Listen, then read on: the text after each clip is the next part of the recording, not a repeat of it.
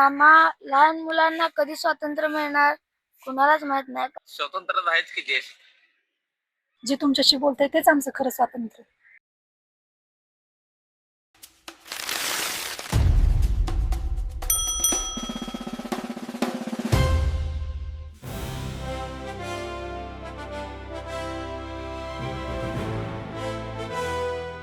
नमस्कार मित्रांनो, घंटा रिपब्लिकच्या या व्हिडिओमध्ये आपल्या सर्वांचे सहर्ष स्वागत. आज आपल्या देशाला स्वातंत्र्य मिळून 80 वर्षे पूर्ण झालेत. आज आपण पाहणार आहोत आपल्या देशातील लोकांना स्वातंत्र्याचे महत्त्व आजपर्यंत किती कळले आणि किती नाही. चला तर मग पाहूयात. क्या बोलती पब्लिक ऑन घंटा रिपब्लिक. हम लाए हैं तूफान से कश्ती निकाल कर, मेरे देश के रखना बच्चों संभाल कर. ज्या पिढीने स्वातंत्र्यासाठी त्याग बलिदान दिले व आपल्या देशाला स्वातंत्र्य मिळवून दिले, त्यांनी हे जग सोडून जाताना पुढच्या पिढीला दूरदृष्टीने सांगितले होते की हा देश नीट सांभाळा. ते आज आपण करतोय का? आपण हा प्रश्न स्वतःला नक्की विचारायला हवा. भारत स्वतंत्र होण्यापूर्वीच स्वातंत्र्याचे सुख उपभोगलेल्या सोलापूरकरांना आपण आज काही प्रश्न विचारूयात. ते स्वातंत्र्य त्यांना कसे वाटते? चला तर मग. प्रजासत्ताक दिन आणि स्वातंत्र्य दिनामध्ये काय फरक? प्रजासत्ताक दिन 26 जानेवारी आपल्याला प्रजा हातात आली, तो दिवस आपण प्रजासत्ताक दिन म्हणून साजरा करतो. आणि 27ला स्वातंत्र्य झाला म्हणून आपण 15 ऑगस्ट हे स्वातंत्र्य दिन म्हणून साजरा करतो. 15 ऑगस्ट हा आपला देशाचा स्वातंत्र्य दिन आहे. 15 ऑगस्ट 1947 दिवशी आपल्या देशाला स्वातंत्र्य मिळालं. परंतु 26 जानेवारी माझ्या अंदाजाने 1950 पर्यंत जो आपला गणतंत्र दिवस आहे, म्हणजे अजून इंग्रजाचा थोडा बहुत हे होता, त्याच्यामध्ये एक लॉर्ड माउंट बॅटन किंवा जे बरेचसे अधिकारी होते, ते ऍक्च्युअल माझ्या अंदाजाने 26 जानेवारी 1950 ला ते पूर्णपणे सुपूर्द केलं. म्हणजे काय बाबा राज्य राहिली होती, बाबा गोवा होतं किंवा समजा तुमचं बरेचसे असं अंदमान निकोबार आहे, गोवा आहे, किंवा जसं हैदराबाद संस्थान आहे किंवा जुनागडचं संस्थान आहे, त्याचं विलिनीकरण होण्यासाठी किंवा हे करण्याचा बराचसा टाइम लागला. आणि त्यामुळे ते इंग्रजाची अजूनपर्यंत म्हणजे काय अधिकारी किंवा ऑफिशियल स्टाफ होताच, फक्त एक 70-75% निघून गेले होते, पण बाकीचे काय गोष्टी प्रशासनातल्या त्यांच्याकडे अजून होत्या. 15 ऑगस्ट मध्ये स्वातंत्र्य झालेला दिवस आहे. 26 जानेवारी हा गणतंत्र दिवस आहे आणि 15 ऑगस्ट हा स्वतंत्र दिवस आहे. स्वतंत्र दिवस म्हणजे आम्ही खूप कालावधी ब्रिटिशच्या ह्याच्यामध्ये होतो, म्हणजे गुलामगिरीमध्ये होतो. त्यानंतर आम्हाला 15 ऑगस्टला स्वातंत्र्य मिळालं. गणतंत्र दिवस आणि 15 ऑगस्ट यांच्यामध्ये फरक तर आहेच. या 15 ऑगस्टला आपण स्वतंत्र झालेलो आणि रिपब्लिक डे म्हणजे आपल्याला एक रिपब्लिसिटी भेटली, ओके, म्हणून आपण साजरा करतो. 15 ऑगस्ट 1947 रोजी आपल्याला आपल्या देशाला स्वतंत्र मिळालं आणि 26 जानेवारी रोजी आपल्याला म्हणजे संविधान हे अंगीकृत करण्यात आले. 15 ऑगस्ट म्हणजे ज्या दिवशी आपला भारत स्वतंत्र झाला होता, त्या दिवसाला आपण 15 ऑगस्ट म्हणून हा स्वातंत्र्य दिन म्हणून आपण साजरा करतो. रिपब्लिक डे कधी असतो? रिपब्लिक डे म्हणजे ते ज्या दिवशी आपलं संविधान हे आपण लागू करण्या अगोदरचा जो दिवस होता, तिथून आपण त्याला रिपब्लिक डे असं म्हणून साजरा करतो. प्रजासत्ताक दिन आणि स्वातंत्र्य दिनामध्ये काय फरक? बहुत तेज हो रहा है, बहुत तेज हो रहा. ते दोन्ही एक हे इंग्लिश मध्ये झाला, तो मराठी मध्ये झाला. 15 अगस्त और 26 जनवरी में 15 अगस्त काय फरक आहे? दोन्ही एकच आहे की? 15 अगस्त भी देशसाठीच बनवतो, 15 अगस्त भी देशसाठीच करतो की. अच्छा, हमको सिखा रिया है. 15 ऑगस्ट म्हणजे 15 ऑगस्टच्या दिवशी आपल्याला स्वातंत्र्य मिळालं होतं आणि 26 जानेवारीला आपण आपल्या देशासाठी एक म्हणजे 26 जानेवारी हा आपण एक दिवस हे करतो, म्हणजे मानला जातो. आणि त्या दिवशी आपण संविधानाचा पण आपला म्हणजे तिथून लागू झालं आपल्याला. 26 जानेवारी जे आहे, डॉक्टर बाबासाहेब आंबेडकरांनी संविधान जे लिहिलेलं आहे त्याचं लिहिलेलं पुस्तक आहे, त्याचं प्रदर्शन केलेलं आहे.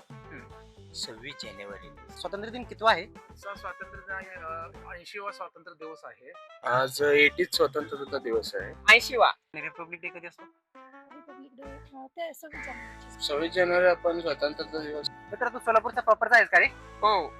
त्याच्या आपल्या मागे लागलेले पुतळे आहेत बघ, ते सोलापूरचे 4 होतात. मी त्यांच्याबद्दल तुला काही माहिती आहे का? त्यांनी देशासाठी काय केलं, काय नाही? हो, त्यांनी देशासाठी खूप मोठं बलिदान दिलेलं आहे. म्हणजे आपल्या देशाला म्हणजे योग्य न्याय भेटण्यासाठी, आणि ते नेहमी सत्याच्या बाजूने उभे राहिले आणि त्यांनी अन्यायाला प्रतिरोध करून म्हणजे नेहमी योग्य घटनासाठी त्यांनी हे दिला, आधार दिला आणि त्यांनी न्याय दिला म्हणजे आपल्या देशाला. 4 हुतात्मे होते. एक जगन्नाथ शिंदे, मल्लाप्पा धनशेट्टी, कुर्बान हुसेन आणि श्रीकृष्ण सारडा. अरे वा. 4 हुतात्म्याने आपल्या फाशीवरती गेले. मला वाटतं 1931ला काहीतरी फाशी झाली त्यांना. आणि त्यामुळे 4 पुतळा किंवा 4 हुतात्म्याचं शहर किंवा एक सोलापूर म्हणजे शोलापूर. शोले म्हणजे काय की हिंदीमध्ये असं जाळा म्हणजे कसं एक ह्याचा पूर्ण अशी एक उत्स्फूर्त लोक किंवा एक आपण म्हणतो ना ज्वाला. एनर्जेटिक. हा, ज्वाला एनर्जेटिक. हा. Yes, I mean to say energetic. Hmm. तर तो विषय आहे. आणि सोलापूरच्या लोकांनी पहिल्यांदा स्वातंत्र्य, मला वाटते सोलापूरला जो ब्रिटिशाचा जो हे होता, जो झेंडा उतरवला आणि आपला तिरंगा झेंडा सोलापूरमध्येच फडकवला गेला. म्हणजे 1930ला. तारीख अंदाजी मला माहित नाही. 12 आणि यांना बहुतेक फाशी यांना 1931ला झाली असं मला वाटतं. स्वातंत्र्य सैनिक होते.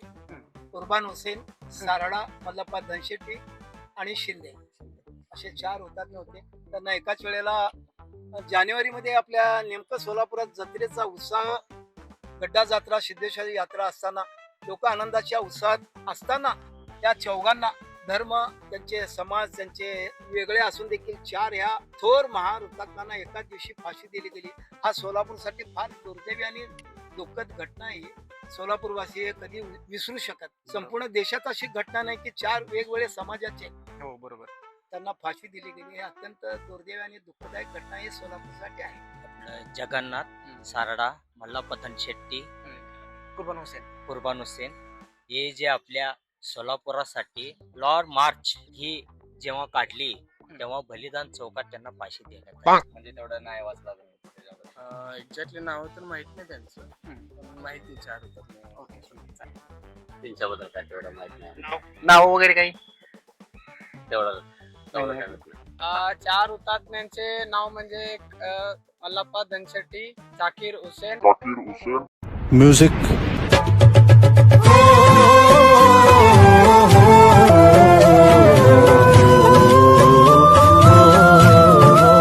काका, मग स्वातंत्र्य म्हणजे नक्की काय असतं? स्वातंत्र्य म्हणजे काय? आता लोकशाही, व्हॉट इज डेमोक्रेसी? डेमोक्रेसी कशाला म्हणतो आपण? Government of people by the people for the people. म्हणजे लोकांनी लोकांसाठी केलेलं एक राज्य आहे. परंतु माझ्या अंदाजानं हा कम्प्लिटली कॉन्सेप्ट आता सध्याच्या घडीला चुकीचा झालेला आहे. बऱ्याचशा ज्या गरजू लोकांना किंवा बरेचसे पिचलेले लोक आहेत, गरीब लोक आहेत किंवा ज्यांना खरीच गरज आहे, अशा तळागाळातल्या लोकांना ही मदत मिळत नाहीये. सरकारची जी बी आहे, जे हाय प्रोफाईल लोक आहेत किंवा जसं बाबा काय पॉलिटिशियन लोक आहेत किंवा मोठ्या हाय प्रोफाईल लोक आहेत, तेच या गोष्टीचा फायदा घेतात. आणि खऱ्या अर्थानं स्वातंत्र्य त्यावेळेस घडेल की ज्यावेळेस आपल्या देशातला प्रत्येक व्यक्ती, म्हणजे जसं आता बरेचसे व्यक्ती बाबा काही वृद्धाश्रमात राहतात किंवा बरेचसे एक भिक्षुक असतात किंवा भिकारी असतात, ते जोपर्यंत बंद होत नाही तोपर्यंत स्वातंत्र्याचा काही मतलब नाही. स्वातंत्र्य म्हणजे काय? आपल्याला भारतीयच आपले स्वातंत्र्य लढ्यात भाग घेऊन अनेकांनी आपल्या घराची रांगोळी करून या लाठी काठी खाऊन देशाला आपलं स्वातंत्र्य मिळवून दिलं आणि चले जावची घोषणा करून इंग्रजांना आपण इथून घालून आपण देश स्वतंत्र केलेला आहे. माझ्यासाठी स्वातंत्र्य म्हणजे नक्की म्हटलं तर देशाला स्वातंत्र्य झालेलं दिवसाचं नक्की आहे. स्वातंत्र्य म्हणजे उदाहरणार्थ सांगता येईल तर एखाद्या वस्तू किंवा एखादा माणूस आता गुलामगिरीत जगाला आहे, त्यानंतर त्याला फ्रीडम म्हणजे तो स्वतंत्रपणे जगू शकतो जीवन. म्हणजे एखाद्या व्यक्तीच्या किंवा एखाद्या कोणाच्या तरी हाताखाली जगण्यापेक्षा स्वतःच्या हिमतीने किंवा स्वतःच्या मनाने जगलेलं हा स्वातंत्र्य असतो. स्वातंत्र्य म्हणजे फ्रीडम आपल्याला जे भेटतं. आज आपण जे काही आहोत, जे काही आपण करत आहोत सध्या, ब्रिटिशांच्या यांच्यातून आपण स्वतंत्र होऊन आपलं स्वतःच इंडियाच बद्दल आपण जे काही आपलं डेव्हलपमेंट वगैरे करत आहोत त्याला स्वातंत्र्य दिवस म्हणतो. स्वातंत्र्य म्हणजे गुलामगिरीमधून आपण बाहेर पडणे आणि कुणाच्याही आधिपत्यामध्ये नाही राहणे. आपण आपले म्हणजे मनाने जे करणे. स्वतंत्र आहेच की देश. आता तर काय तिने गेली, आता इनी आहे. लोकांना स्वातंत्र्याची खरंच किंमत आहे? किंमत आहे. लोकांना स्वातंत्र्य झालेलं किंमत आहे. काय लोकांना स्वातंत्र्य काय आहे हेच माहित नाहीये. तुमचे काय राईट्स आहे तेच तुम्हालाच माहित नाही. फंडामेंटल राईट्स सुद्धा त्यांना माहित नाही. राईट्सच माहित नाही लोकांना की बाबा काय करायचं आणि काय नाही. किंवा बरेचसे शिकलेल्या लोकांना पण माहित नाही फंडामेंटल राईट्स. बरोबर, नाही माहिती. कारण त्यांनी democracy, what is democracy? Democracy काय हेच लोकांना मुळात माहित नाही. म्हणजे याची व्याख्या त्यांना ना हे अवगत नाही. किंवा की देशप्रेम आणि माझं देशाच्या प्रती माझं कर्तव्य आहे. मग माझ्या टेबलावरच असेल, मी पोलीस खात्यात असेल, मी बँकेतला असेल, अनेक ज्या मी रेल्वेचा कर्मचारी अधिकारी असेल, प्रत्येकाने आपल्या देशाच्या प्रती आपापले कर्तव्य करायला पाहिजे होतं, रुजवायला पाहिजे होतं. पण जगामध्ये आज आपला भारत देश मला वाटतं सगळ्या भ्रष्टाचारामध्ये जर जगात कुठला देश असेल तर भारत देश हा भ्रष्टाचाराने बरबटलेला देश आहे. आपल्या भारत देशासाठी शेवटचं केलेलं कोणतं कार्य आठवतं तुम्हाला? तुम्ही देशासाठी खास काहीतरी केलंय? तर आम्ही सोलापूरमध्ये सर्वश्रेष्ठ काम काय केलं, पाया रचलाय. तर आम्ही ज्येष्ठ नागरिकांनी डीजेचा जो प्रकार आहे सोलापुरातनं आम्ही तो मोर्चा काढून जिल्हाधिकाऱ्याकडे मोर्चा नेऊन आम्ही तो डीजेचा प्रकार बंद केला आहे. ह्याचा मला अत्यंत म्हणजे आनंद होतो. प्रत्येक पिढीला त्याचा त्रास होतो. बाळंतीण बाईला होतो, लहान मुलांना होतो, हॉस्पिटलला होतो, पोलिसांना देखील होतो. पोलीस देखील खाकीवर केले माणसं आहेत. त्याचा विचार करून आम्ही डीजे सोलापूरमध्ये बंद करायचं कार्य केलं. त्याचा मला अत्यंत म्हणजे आनंद आहे. देशासाठी मेमोरेबल सगळ्याच गोष्टी आहेत. म्हणजे प्रत्येक दिवस प्रत्येक सेकंद हा देशासाठीच जवळपास तिथं मिलिटरी केल्यानंतर असतो. 24 hours into 7 प्रत्येक वेळेस ती ड्युटी असतेच. फक्त एवढं सौभाग्य लाभलंय बाबा 1999 मध्ये कारगिल वॉर ऑपरेशन विजय त्याच्यामध्ये सहभागी होण्यास मी 3 महिने युद्धामध्ये प्रत्यक्ष सहभाग होता. म्हणजे आम्ही सिग्नल म्हणजे आमचं एक सिस्टम होती व मेसेज वगैरे त्याच्यामध्ये. आणि बऱ्याचशा मणिपूर किंवा जसं नागालँड आहे, बऱ्याचशा क्रिटिकल ठिकाणी की यू कॅनॉट म्हणजे तुम्ही हे विचारच करू शकत नाही अशा ठिकाणी एक आम्हाला राहावं लागतं. किंवा जंगल असतात, हत्ती असतात, साप असतात किंवा अतिरेकी असतात.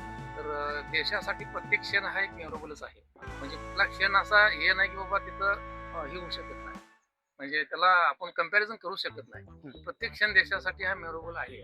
आणि सध्या पण जे काही गोष्टी आहेत बाबा समाजात आमच्याकडून ज्या गोष्टी लोकांच्या पब्लिक डोमेनमध्ये असतात म्हणजे कराव्या लागतात ते आम्ही 100% करतो. जरी आता सैनिक म्हणजे हे झालो असेल म्हणजे बाबा रिटायर झालो असेल किंवा तसं नसेल आता, तरी पण ज्या पब्लिक डोमेन मधल्या किंवा ज्याची काही अन्याय होतोय त्या गोष्टी आमच्या परीने आम्ही ते हे करतो. देशासाठी चांगलं काय काम केलं म्हटलं तर गोरगरिबांना मी वह्या पुस्तकं देऊ घातलेलं आहे. 14 तारखेला माझा वाढदिवस असतो. त्या वाढदिवसाला मी गोरगरिबांना मी 1 डझन वह्या दिलेला आहे. तसं बघितलं तर माझे चांगले फार योगदान आहेत. म्हणजे मी आता NCC मध्ये आहे सध्या, तर नॅशनल कॅडेट कोर मध्ये. मी NCCच्या माध्यमातून सिव्हिल नाहीतर डिफेन्सच्या याच्यामध्ये जाण्याचा प्रयत्न करतोय. आणि माझं मेन ध्येय आहे UPSC नाहीतर CDS. म्हणजे देशासाठीच काय तर प्रयत्न करायचा, देशासाठीच प्रयत्न करायचे.